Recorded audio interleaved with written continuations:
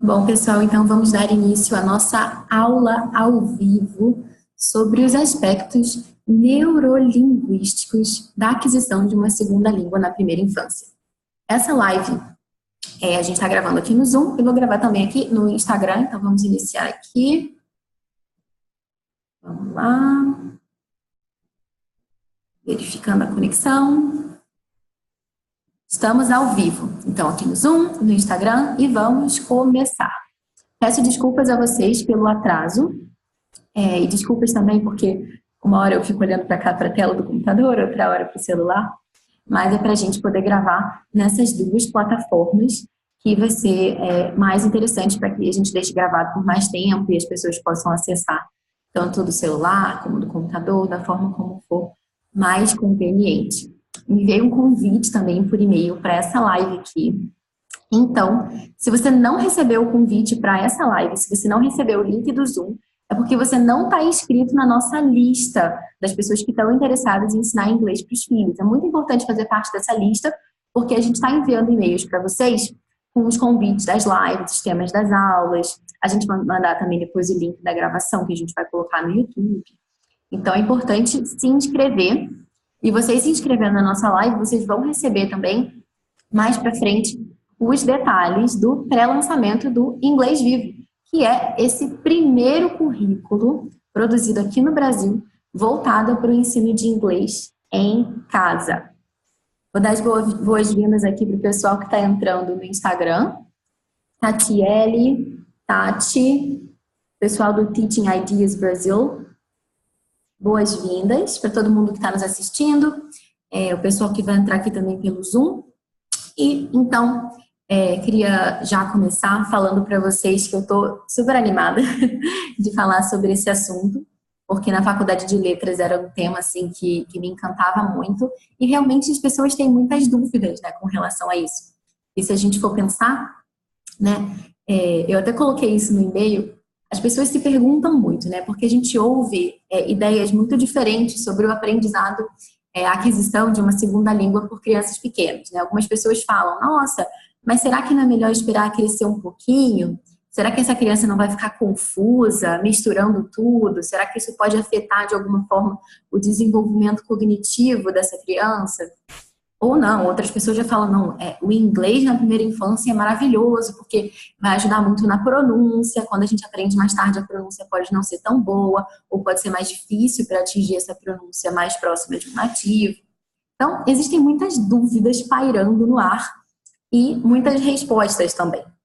Então, hoje eu quero compartilhar com vocês aquilo que eu encontrei, aquilo que a neurolinguística tem, assim, né, como estabelecido, né, até esse momento, as discussões que têm sido apresentadas, as respostas que já apareceram nesse sentido. E então vamos começar.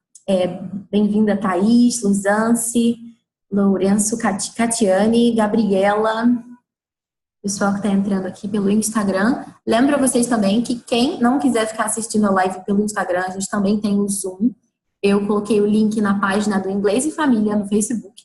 Enviei também por e-mail para o pessoal que está inscrito na nossa lista. Então, vocês, por favor, curtam lá a nossa página do Facebook, curtam aqui o Inglês em Família também no Instagram e aproveitem para ver as super dicas que a gente tem mandado essa semana.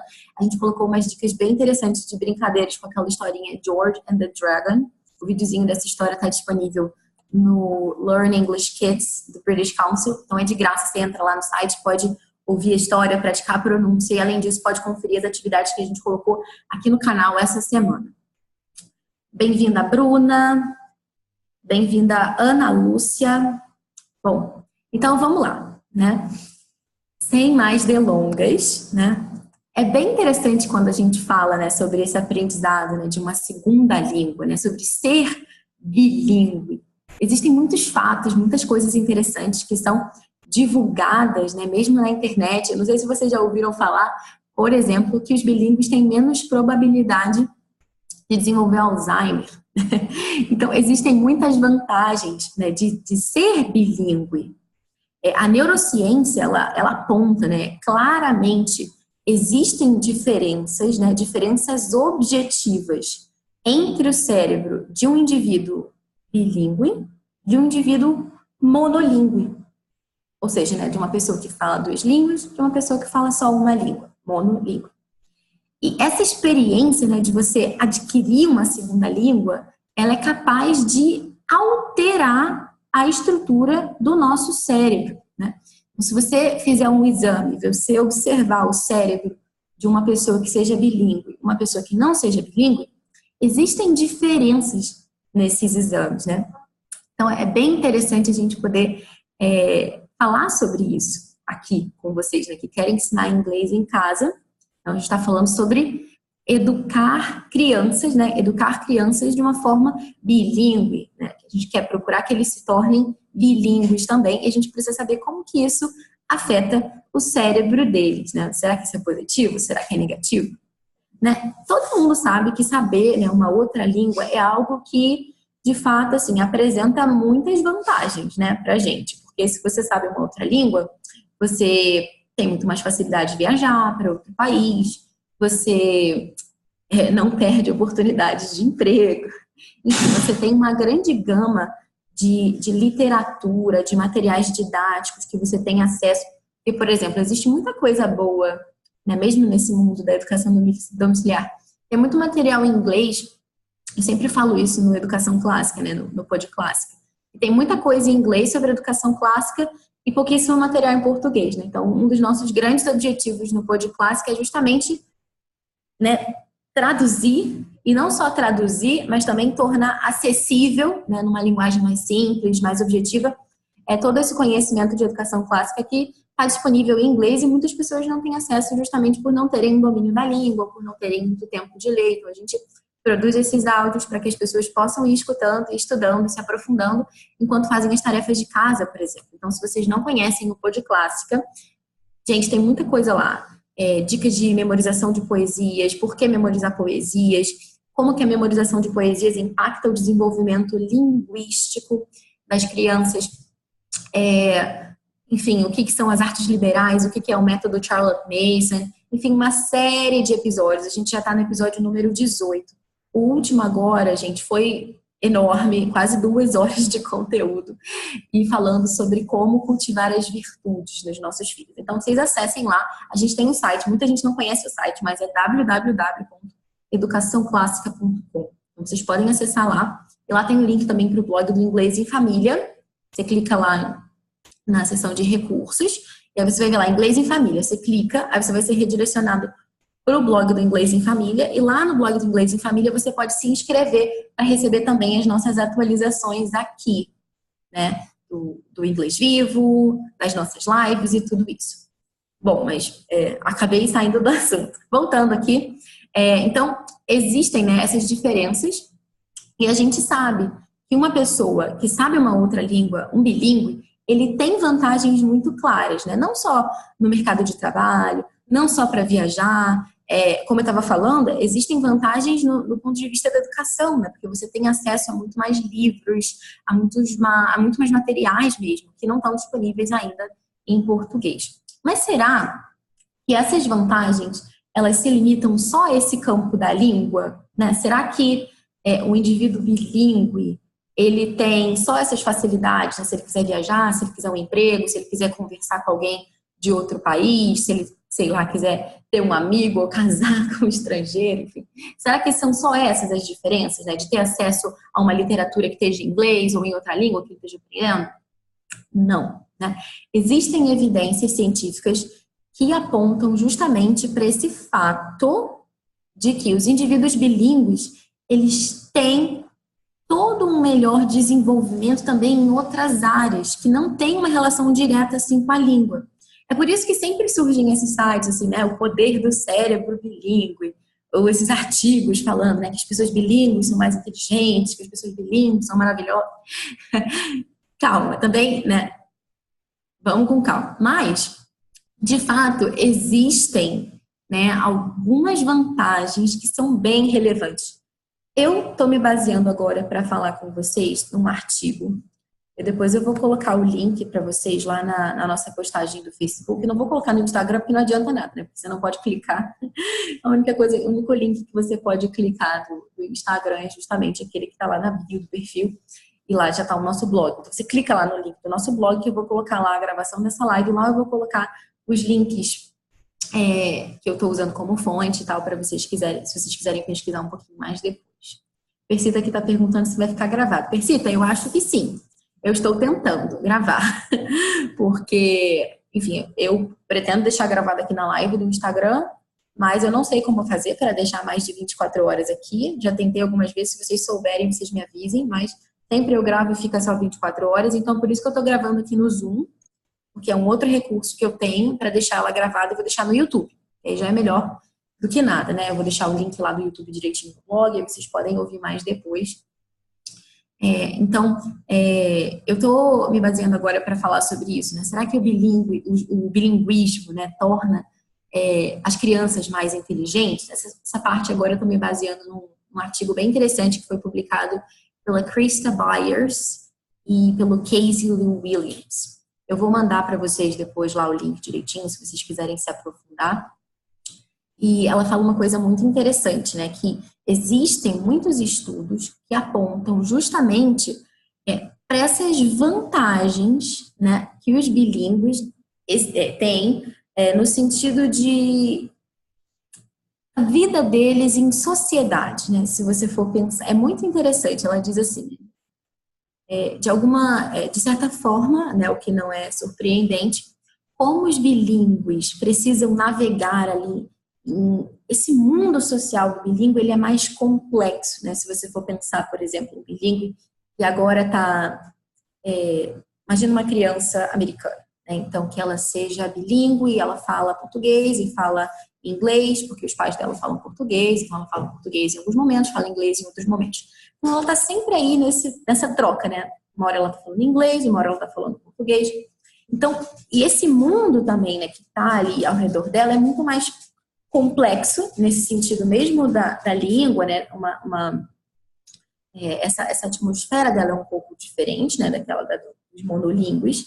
E existem alguns estudos que indicam, né, que os bilíngues, os chamados preschoolers, né, esse estudo foi feito com crianças da pré-escola, bilíngues, eles têm uma tendência a ter, assim, um maior entendimento das perspectivas dos demais, né? Compreender melhor as outras pessoas, os pensamentos das outras pessoas, os desejos das outras pessoas, as intenções dessas pessoas. Esses bilíngues, eles também demonstraram, olha que interessante, uma maior percepção, né, de identificação do tom de voz, né? Então, é bem interessante. Coisas que não se limitam só ao campo da língua, né? Simplesmente a saber falar uma língua, mas afetam a própria relação dessa criança, desse indivíduo, na sociedade em que ele está presente. Aí você pode falar, Bárbara, mas isso é um caso muito específico de uma criança que está lá nos Estados Unidos, ela é bilíngue lá e tal, e ela fala inglês quase que o tempo todo e fala português também quase que o tempo todo, sei lá, em casa. Mas a gente aqui com os nossos filhos, eles têm uma outra circunstância. Será que eles também vão desenvolver essa capacidade de entendimento, né? Será que isso também vai acontecer? Não, de fato, os nossos filhos, eles vivem um contexto diferente, né? Muitos de nós, talvez alguns de vocês que estejam assistindo estejam mesmo em outro país, então é uma outra abordagem, né? Isso que eu já estava falando mesmo, né, dos preschoolers.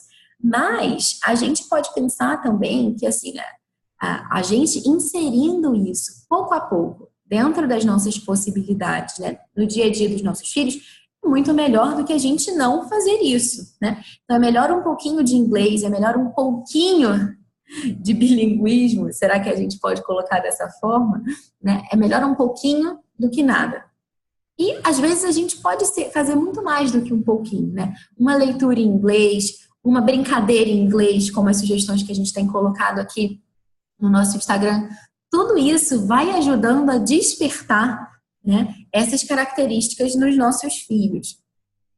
Então, Existem também algumas outras vantagens cognitivas que esse artigo aponta, que é bem interessante, que ele fala que, né, ou seja, bem óbvio, assim, né, se a gente for pensar, né, existem algumas tarefas, né, que envolvem essa mudança, né, constante de atividade, né, fazer uma coisa e depois outra, né, essa troca de atividade. Então, os bilíngues têm uma tendência de se darem melhor nessas tarefas do que os monolíngues. Por quê? Porque justamente eles estão sempre constantemente trocando, né, a língua. Ah, Bárbara, mas será que isso só acontece com as crianças que moram em outros países? Será que eu consigo fazer isso na minha casa? É claro que sim, porque você criando um ambiente favorável para o aprendizado, em que seja algo natural para o seu filho sentar com você e ler um livro em inglês, seja algo natural para o seu filho você ouvir uma música em português agora e depois uma música em inglês, você está fazendo isso, você está incentivando aí no cérebro dele essa troca, né? Apertou o botão, né? Virou o CD, que nem aquela fita cassete de antigamente você botar, tinha que virar para o outro lado para ouvir o restante da gravação. Então, né, é claro que as crianças que têm uma maior exposição a uma segunda língua, por estarem em outros países, por viverem em outros países, por terem, não sei, às vezes um dos pais fala outra língua, né? Então, por exemplo, tenho uma aluna, eu dou aula de português para estrangeiros, eu tenho uma aluna que o pai dela é americano, a mãe dela é brasileira. Então, se a mãe dela fala com ela em português, ela tem uma exposição grande em português, também vai ter inglês, e claro, essa criança ela vai ter uma maior exposição nas duas línguas. Ah, Bárbara, eu não consigo fazer isso na minha casa. Tudo bem, não tem problema. Mesma coisa que eu estava dizendo para vocês. É melhor um pouquinho de exposição, é melhor a gente tentar, assim, né, começar com um pouquinho do que nada, né?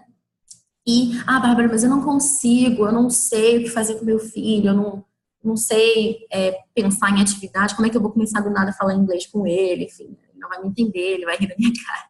Calma, entra no nosso blog, vai conferindo as nossas dicas, pouco a pouco. Se você tem perguntas, envia pra gente, a gente responde. A gente está pensando em fazer uma live também só para responder perguntas. E além disso, vai ter aí também o pré-lançamento do Inglês Vivo, que é esse planejamento prontinho, né, de como você pode inserir o inglês no dia a dia do seu filho de uma forma lúdica, de uma forma divertida.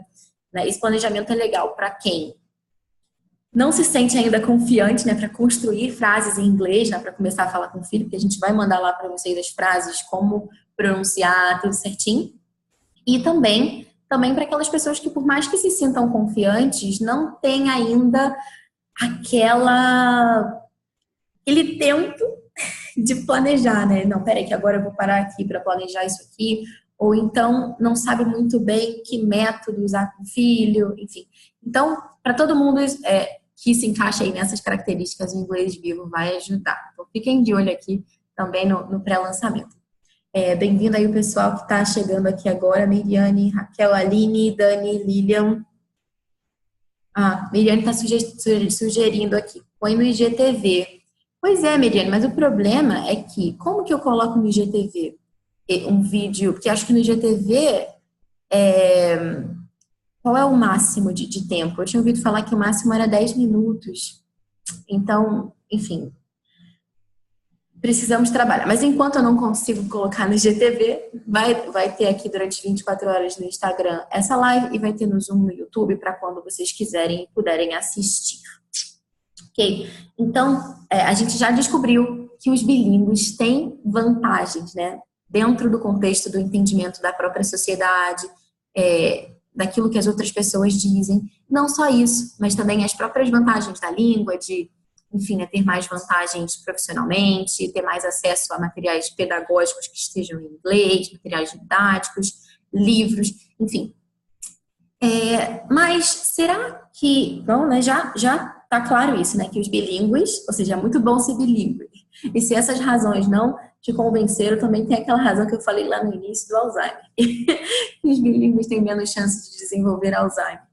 Então, já, né, tá certo aqui entre nós, todos já entendemos que ser bilíngue é muito bom, né? Que se a gente puder proporcionar isso para os nossos filhos e para nós mesmos vai ser ótimo. Só que aí vem aquela outra perguntinha, né? Será que existe alguma diferença, né? Se o meu filho for exposto a essa segunda língua quando ele for pequenininho, será que vai ser a mesma coisa dele ser exposto quando ele for maior? Será que vai ser melhor expor a criança a essa segunda língua na primeira infância? Ou será que é melhor esperar um pouquinho mais, né? E aí entramos de cabeça no assunto dessa live especificamente, né? Que é justamente esses aspectos neurolinguísticos da aquisição de uma segunda língua na primeira infância. Existe uma coisa muito interessante, né?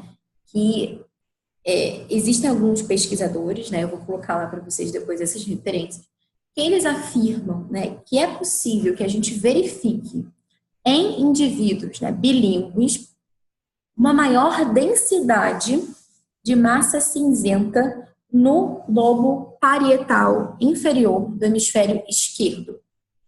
Nossa, falei grego agora, né? Calma. E a reorganização estrutural dessa região, ela estaria relacionada à proficiência e à idade de aquisição da segunda língua.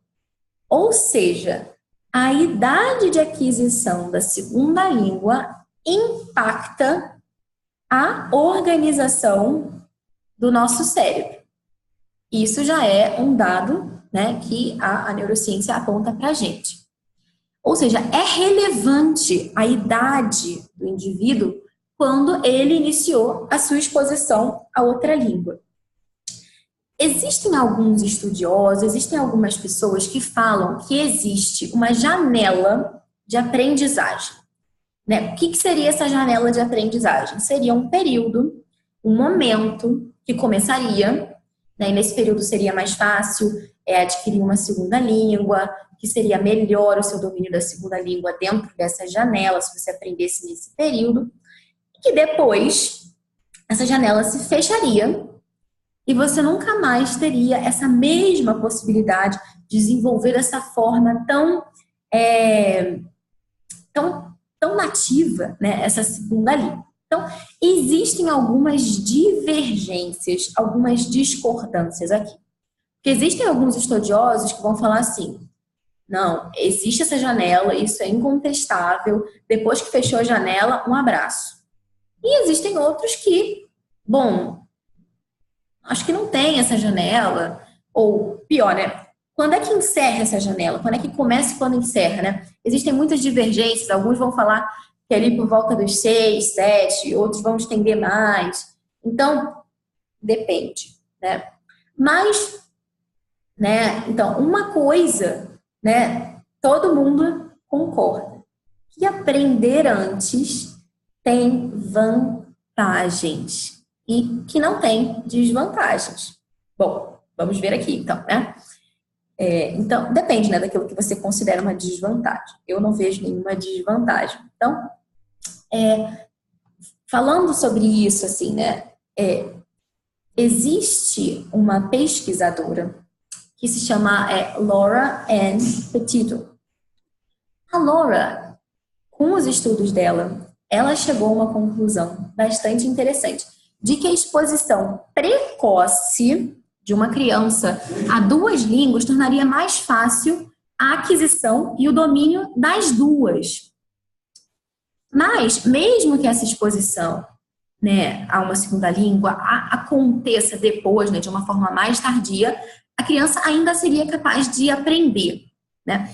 Mas, se a gente for observar a pesquisa dela, ela demonstra que a idade em que acontece essa exposição é um fator fundamental, né, com muita importância mesmo, no domínio da linguagem e da leitura.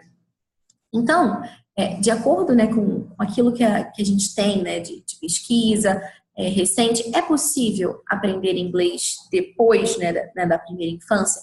É possível chegar a um nível de proficiência próximo de um nativo?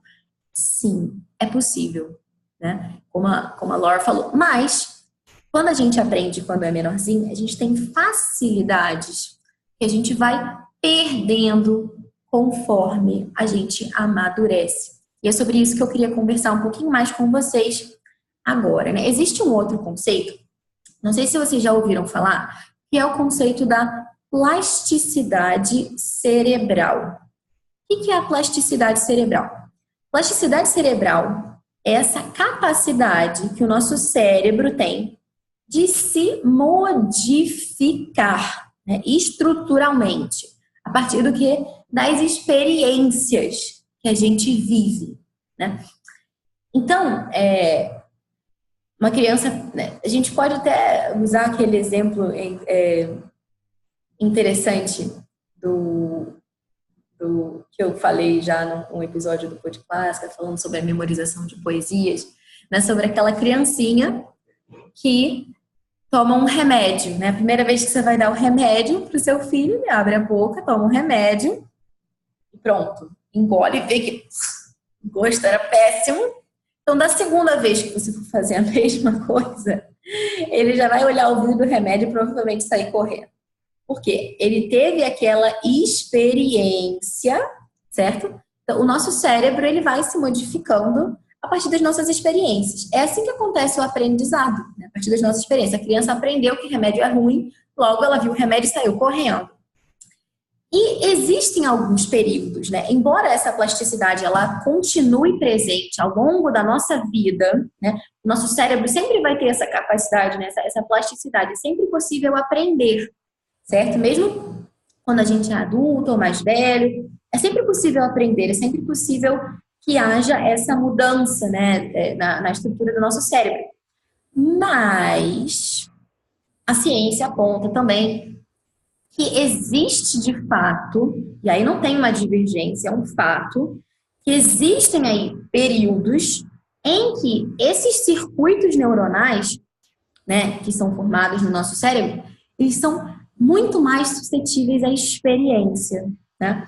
E é na primeira infância, justamente, que isso vai acontecer. Então, Bárbara, quer dizer que então uma pessoa adulta não pode aprender inglês? Não disse isso. Será que uma pessoa idosa não pode aprender a mexer no computador? Não disse isso. Mas se a gente for pensar, porque as pessoas elas gostam de brincar, falam que as pessoas mais velhas têm dificuldade de mudar, né?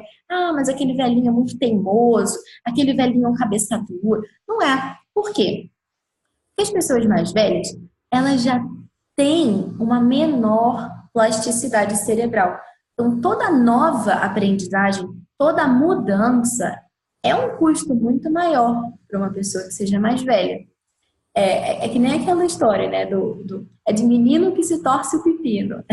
Claro que os nossos filhos não são pepinos, mas pensa no exemplo da mudinha da árvore, né? O que é mais fácil, você transplantar uma mudinha ou se arrancar uma árvore inteira e sair arrastando com raízes e tudo para mudar para outro lugar, né? Parece que é uma ideia assim um pouco doida, é muito mais difícil, né? E isso também, né? Não só para os nossos hábitos, para as nossas ideias, mas também para tudo que acontece na nossa vida que envolva, né, essa aprendizagem. Bem-vindos aí o pessoal que está entrando agora, Priscila, Aline, Vanessa, Elisandra, Sara, Viviana, bem-vindas. Bom, e então existe, né, esse período em que esses circuitos neuronais eles estão ali muito mais suscetíveis à experiência e, consequentemente, à aprendizagem, que acontece mesmo nessa primeira infância.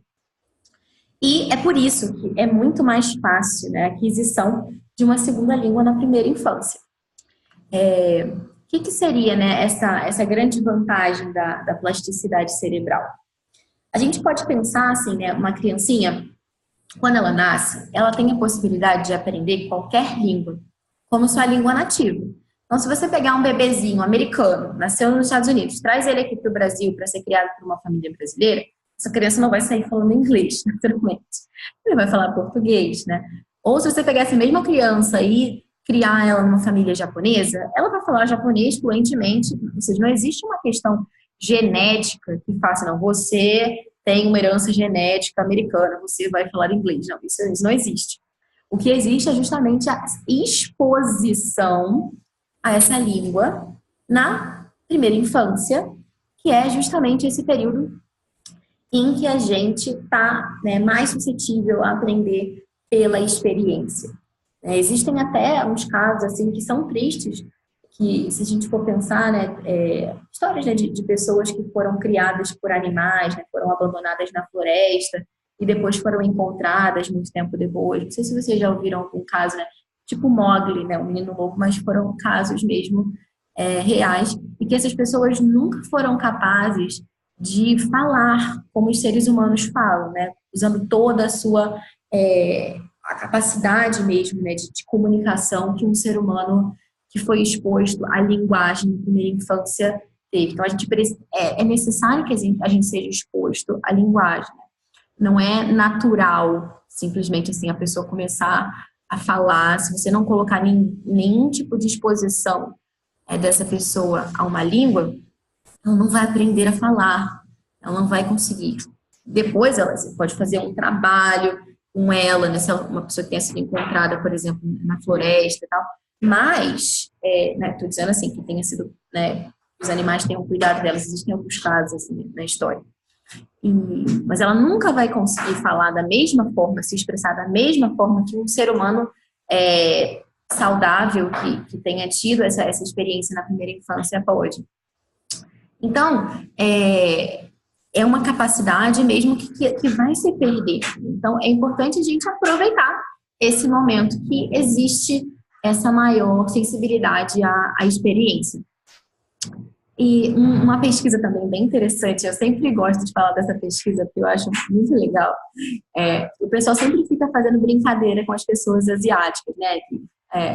Tem muita gente que, por exemplo, imigrou para o Brasil e, enfim, tem as pastelarias, aí o pessoal fica brincando que eles falam flango, um itlinta, não sei o quê, porque tem aquela dificuldade da pronúncia do R e tal.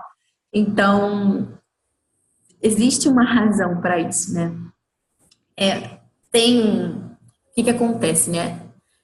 Na língua japonesa, não existe essa diferença que a gente tem entre o R e o L. E aí, o que acontece? Né? Como eles não foram expostos a essa diferença de sons, né, na primeira infância, depois eles perderam a capacidade de identificar, de conseguir fazer essa diferenciação. Então, para eles é muito difícil. E às vezes as pessoas falam, não, essa é besteira. Mas não, existe uma pesquisa que foi feita com bebês japoneses, né? E foi assim, a conclusão que essa pesquisa chegou foi que com os bebezinhos pequenininhos, eles colocavam lá para os bebezinhos ouvirem. Tipo, ra, ra, ra, ra, ra, lá, ra, ra, ra, ra. Uma coisa assim, então um diferente ali no meio dos demais. Quando os bebezinhos eram bem pequenos, eles conseguiam diferenciar, né? E já entre 10, 12 meses, eles já foram perdendo essa mesma sensibilidade. Ou seja, esses sons que eles não escutam normalmente na língua materna deles, né, eles começaram a perder a sensibilidade para esses sons. Então, foi feito esse estudo e eu gosto sempre de comentar porque é real. Né? Agora, é claro, assim, nossa, será que essa capacidade, então, de distinguir os sons, será que ela se perde, então, absolutamente? Não, né, gente? Porque senão ou eu posso pegar agora uma música em uma, sei lá, uma língua que tenha sons que eu não fui exposta na primeira infância, eu não vou conseguir ouvir a música. Não é isso, né? Mas, de fato, né, o nosso cérebro fica menos sensível a essas nuances. Gente, eu sou professora de português para estrangeiros e uma das coisas que os meus alunos têm mais dificuldade é falar a palavra, é diferenciar avô de avó. Ou seja, uma coisa que pra gente é super natural, assim, super comum. Eu falo avô, você sabe que eu tô falando do pai do meu pai ou do pai da minha mãe. E quando eu falo avó, você tem claro também que eu tô falando da mãe do meu pai ou da mãe da minha mãe, certo? Mas não é tão claro assim para as pessoas que não foram expostas a essa diferença, né, do O fechado pro O aberto. Então, eu fala avô, aí a pessoa fala avô. Fala avó, avô. Então, fala sempre avô, então não consegue fazer, ou só avó, não sei. Então, é bem interessante, é uma coisa que eu vivo, assim, na prática, assim, na prática de docência, de ensino. Então, é bem interessante, né? Como isso realmente fica difícil, né? Depois de uma certa idade. Então, Por exemplo, é por isso, né, que as pessoas falam tanto, Ana, que quando você aprende inglês, quando você é bem pequenininho, a sua pronúncia é melhor. Por que a pronúncia é melhor? Porque você está muito mais sensível a perceber as nuances dos sons, justamente essas diferenças de sons. Então, quanto mais nova é a criança, mais chances ela tem de adquirir essa segunda língua com menos sotaque, né? Que é justamente ela... O que é o sotaque, né? Quando a gente ouve uma língua, alguém está falando com a gente nessa língua e a gente tenta falar essa língua também, né? Podem acontecer algumas interferências da nossa própria língua nessa língua que a gente está querendo falar, que não é a nossa língua, né? Então, o ritmo, a entonação, os próprios sons da nossa língua que influenciam essa segunda língua, né? Então, não sei, por exemplo, eu falei para vocês o exemplo na outra live da minha aluna, que é essa minha aluna que está aprendendo português, e ela tem 8 anos, e se eu mostro para ela a palavra, e ela tenta ler, ela fala minha, a palavra minha, né? Porque o H em inglês tem esse som mais de ha, né? E ela fala minha, ao invés de minha. Agora, se eu falo para ela reproduzir minha, ela consegue já com muito mais facilidade. Estava falando para vocês sobre essa questão da primazia da oralidade, né, na aquisição de uma segunda língua. E é importante também, se você não ouviu a live anterior, a aula ao vivo que a gente fez antes, é muito importante que vocês ouçam, ok? Porque a gente colocou ali umas bases bem sólidas e a gente está construindo em cima delas. Então, ouve lá, né? Como não ensinar inglês para o seu filho. É bem, bem legal. Então, essa nossa percepção dos sons, ela vai se perdendo conforme a gente vai amadurecendo. Então, é muito importante que essa exposição aconteça o quanto antes. Que os nossos filhos sejam expostos justamente nessa fase do desenvolvimento em que eles estão ali mais suscetíveis a essas nuances fonológicas. Então, né, por quê? Porque se o nosso filho ele consegue perceber melhor o som, ele consegue também produzir esse som com uma maior precisão. Se eu não consigo distinguir bem aquilo que eu estou ouvindo, eu não consigo também imitar. Porque é isso é assim que acontece a aquisição da nossa língua. Você pega o bebezinho ouve e imita aquilo que ele ouve. Se eu não consigo ouvir bem, eu não consigo imitar. A própria dinâmica daquela brincadeira telefone sem fio é assim. Se eu não entendo bem aquilo que estão me falando, eu não vou conseguir falar para o meu amiguinho que está do lado aquilo que o outro disse, né? Então, é muito bom que a gente realmente crie, né, esse ambiente de exposição dos nossos filhos a essa segunda língua na primeira infância, que é quando vai acontecer menos interferência ou nenhuma interferência, dependendo da circunstância, da primeira língua, né, na produção da segunda. Então, bom, uma coisa que a gente poderia concluir, então, disso tudo que eu falei é que existam ou não os chamados períodos críticos, né, que existe uma divergência nisso aí, existem evidências, né, neurocientíficas de que a idade em que as crianças são expostas a uma segunda língua, além de determinar, né, diferentes padrões ali de organização, né, do cérebro, ela também tem essa questão da diferença que é muito importante da percepção dos sons, né? Uma outra coisa que eu queria falar com vocês também, que também eu acho que é bem relevante, né? Porque a gente, né, que é brasileiro ou de outras nacionalidades, quando a gente quer aprender inglês ou uma outra língua, a gente tem muito essa preocupação assim, nossa, eu quero pensar em inglês. Não consigo pensar em inglês, eu fico sempre traduzindo, eu não consigo falar com naturalidade. Essa é uma dificuldade que muita gente tem. E é bem interessante também a gente pensar nisso, no sentido de que as crianças, né, quando elas aprendem, né, quando elas adquirem, que é diferente, aquisição de aprendizagem. A aquisição, ela acontece, né, nesse período de aquisição, que é esse período, né, da primeira infância. E quando a gente adquire uma língua, né, quando são chamados bilíngues precoces versus os bilíngues tardios. Os bilíngues precoces, o cérebro deles, ele processa a língua, essa segunda língua, numa área, na mesma área, né, ou muito próxima de onde é processada a língua materna. Já os bilíngues tardios, o processo é um pouquinho diferente, porque o nosso cérebro ele vai precisar engajar outras áreas, né, para dar conta daquela segunda língua. Porque já passou aquele período, né, de aquisição da linguagem e tudo, e aí você vai precisar de outras coisas, né? Por exemplo, você vai precisar engajar mais a sua motivação, também um maior controle daquilo que você está falando.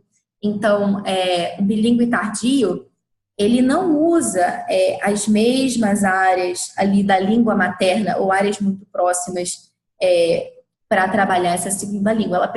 Ele precisa de um engajamento de outras áreas do cérebro muito mais forte. Claro que isso não é uma coisa assim absoluta, né? Não é um bilíngue usa um hemisfério, o outro hemisfério cerebral. Não é isso.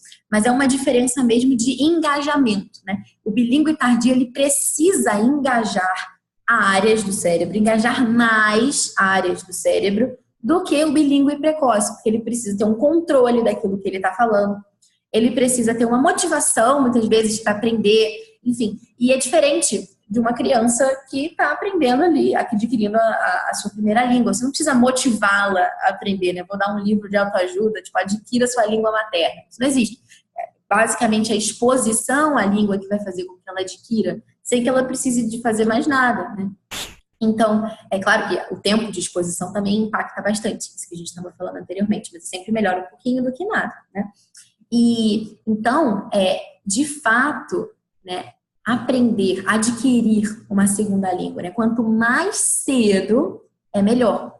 Porque depois, essa criança que adquiriu, né, essa segunda língua, quando ela crescer, quando ela estiver mais madura, ou mesmo agora, mesmo no uso, né, quando ela for usar essa língua, ela não vai ter essa necessidade de ficar constantemente traduzindo e se policiando e controlando e engajando áreas do cérebro que um bilíngue tardio precisaria. Então, não sei se ficou claro isso. Se vocês quiserem enviar alguma pergunta, aproveitando que a gente está aqui tanto no Zoom quanto no Instagram. Então, bom, fiquem à vontade. Vou abrir um espaço aqui para vocês perguntarem. Alguém gostaria de perguntar alguma coisa?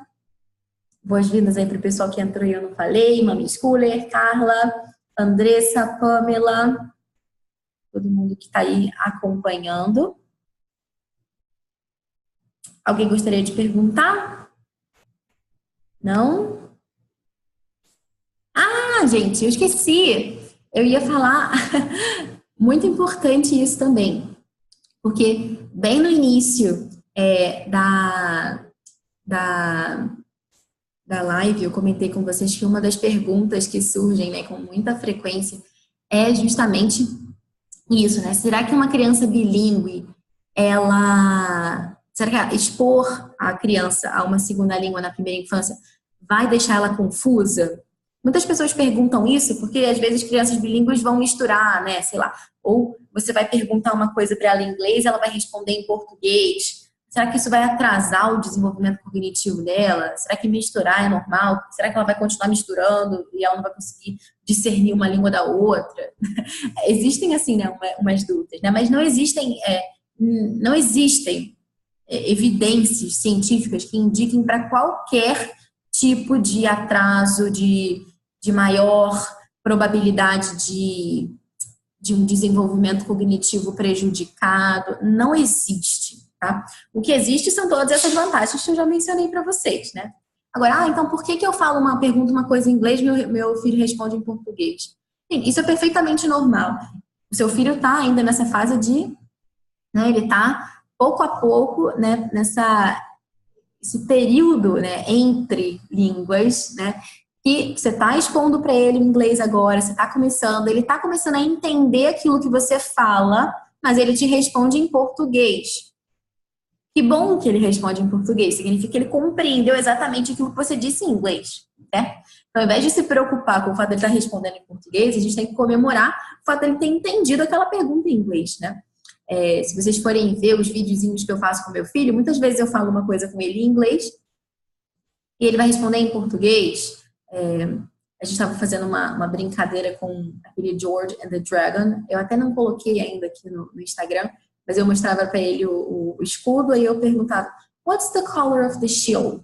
Qual é a cor do escudo? E aí ele respondia, vermelho e branco. Claro, ótimo, ele entendeu o que eu perguntei, sabe?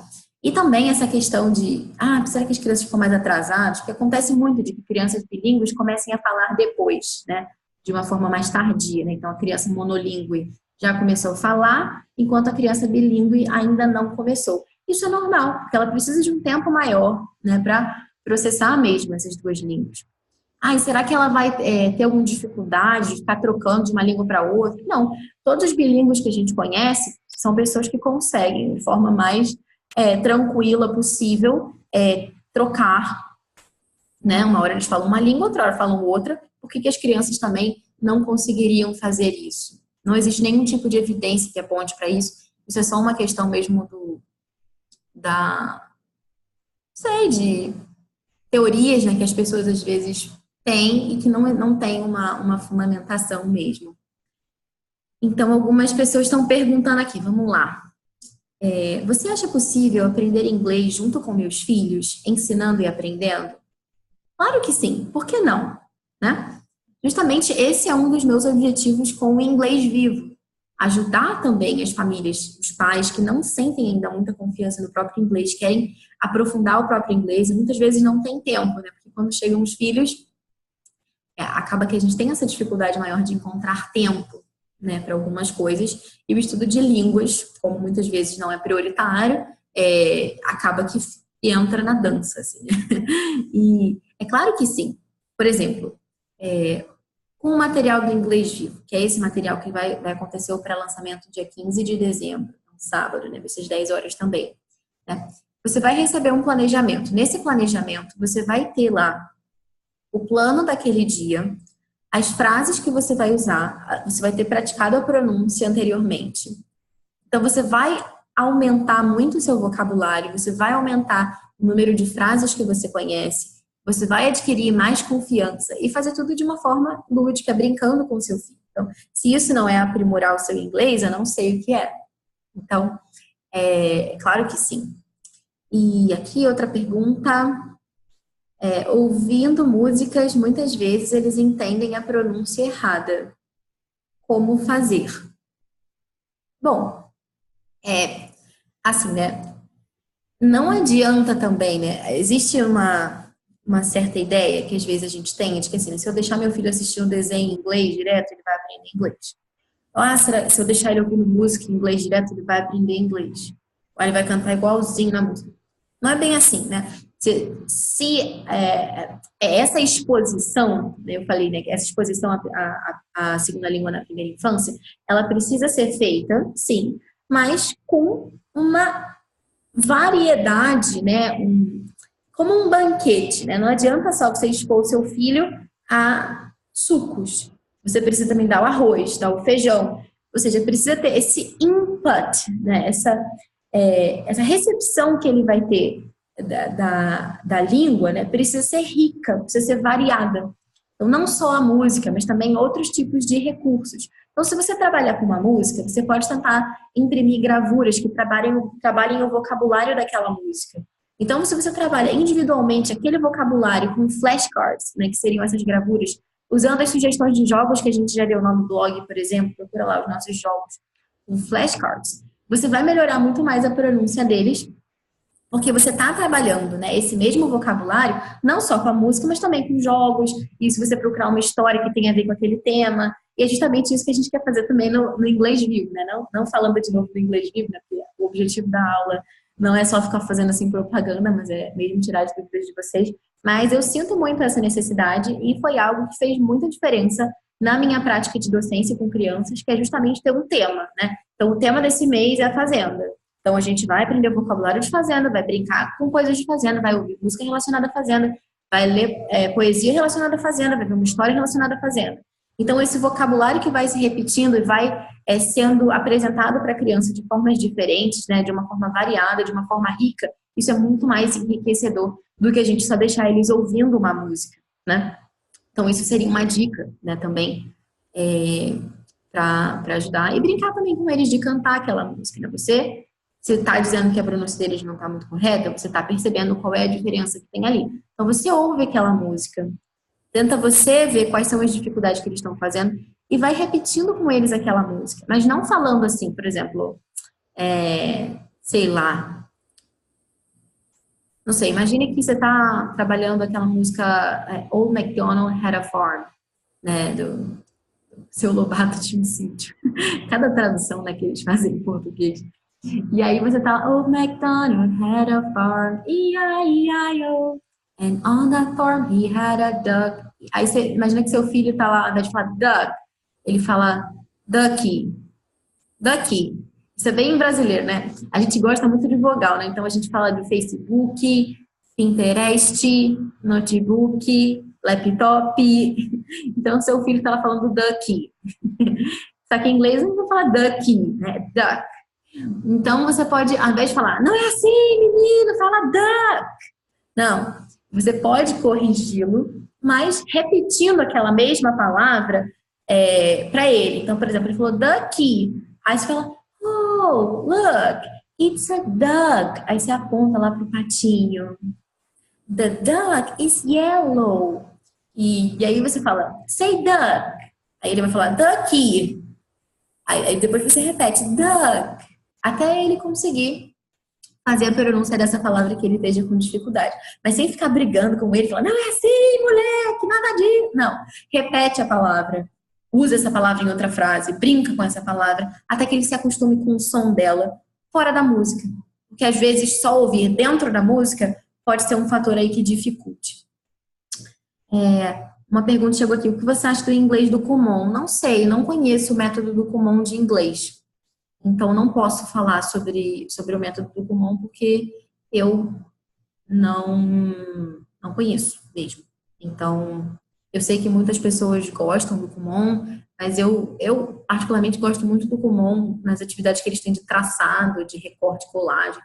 É bem legal esse material, mas o material de inglês, especificamente, eu não conheço. Então, qualquer coisa que eu diga aqui vai ser imprecisa, então eu prefiro não falar. O que mais? Ver se tem mais alguma dúvida. Você vai lançar o material em dezembro? Sim. No dia 15 de dezembro vai ser o pré-lançamento do Inglês Vivo. Já falei isso aqui nessa live.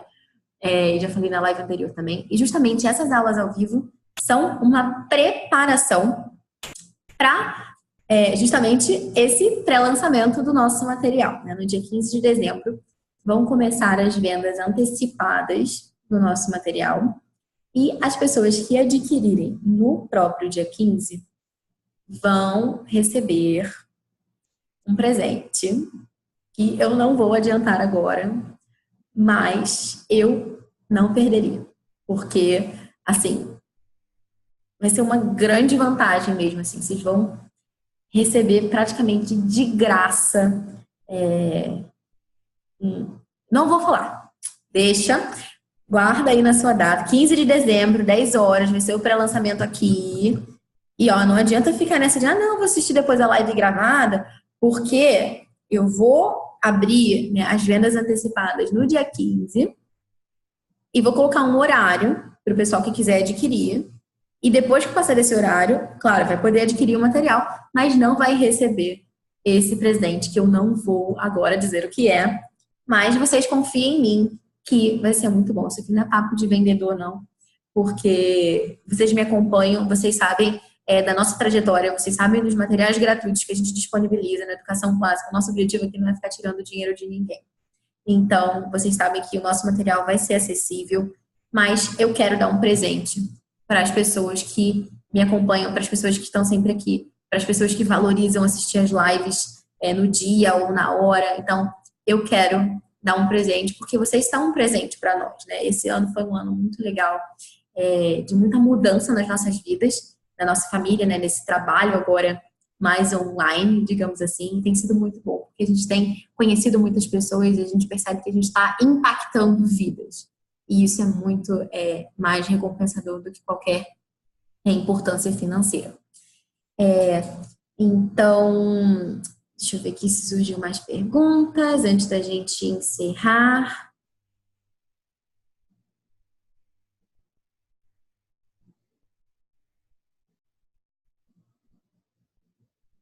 Opa, voltamos aqui. Deixa eu ver aqui. Mas e usar o material comum em inglês e não de inglês? Perfeito, excelente. Eu não sei como que é o material deles de inglês, tá? Então, não vou emitir opinião com relação a isso. Mas qualquer atividade interessante, lúdica e divertida que você faça com seu filho em inglês é justamente aquilo que a gente recomenda aqui no Inglês Vivo, né? No Inglês em Família, que é ensinar o inglês não como uma gramática, né? Mas como um discurso vivo. Então, brincar em inglês, cantar em inglês, conversar em inglês, ler livros em inglês, falar sobre as gravuras dos livros em inglês e, por que não, fazer um material que você acha interessante para o seu filho em inglês. Perfeito, é isso. O que mais? Aqui, exatamente, material de alfabetização, recorte, colagem, traçado, mas o material em inglês. Vale, já ir ensinando em inglês. Então, exatamente, é isso que eu falei. Então, se você tem um material que você gosta, né, de recorte, de pintura, faça essas atividades em inglês, com certeza. Né? Se você tem a possibilidade de contratar uma professora, por exemplo, particular de inglês, ou de colocar o seu filho num curso de inglês, alguma coisa assim, sempre opte por aulas em inglês, não aulas de inglês, né? Muito melhor do que simplesmente ficar lá colocando palavras soltas, ou, né, é muito melhor que aquele professor, aquele profissional brinque com o seu filho em inglês, tá? Que mais? Será uma live? Uma Miss Schooler perguntou. Sim, será uma live. No dia 15 de dezembro a gente vai fazer esse pré-lançamento numa live como essa aqui, né? E sábado que vem também tem outra live, então a gente vai ter lives todo sábado até o dia 15, preparando vocês aí e me preparando também para o grande dia. Então eu agradeço a presença de vocês aqui. Se vocês quiserem fazer mais perguntas depois, podem enviar via inbox. Eu posso ir guardando essas perguntas e depois fazer uma live especial só de perguntas e respostas. Até mesmo no pré-lançamento, eu acho que seria uma boa ideia, hein? Vocês me enviem, então, as perguntas, dúvidas que vocês tenham sobre o material, por exemplo, e eu respondo todas essas perguntas na live do pré-lançamento, no dia 15. E outra ideia também é que a gente tem um sorteio do livrinho The Very Hungry Caterpillar. Vocês podem procurar aqui no nosso Instagram, do Inglês em Família. Se você está assistindo pelo Zoom, vai lá olhar no nosso Instagram, e você pode participar, ler direitinho lá o regulamento, você concorre a esse livro. O sorteio vai ser também no dia do nosso pré-lançamento, 15 de dezembro, às 10 horas. Ficamos por aqui. Até a próxima. Obrigada pela presença de todos e todas e tchau, tchau. See you soon.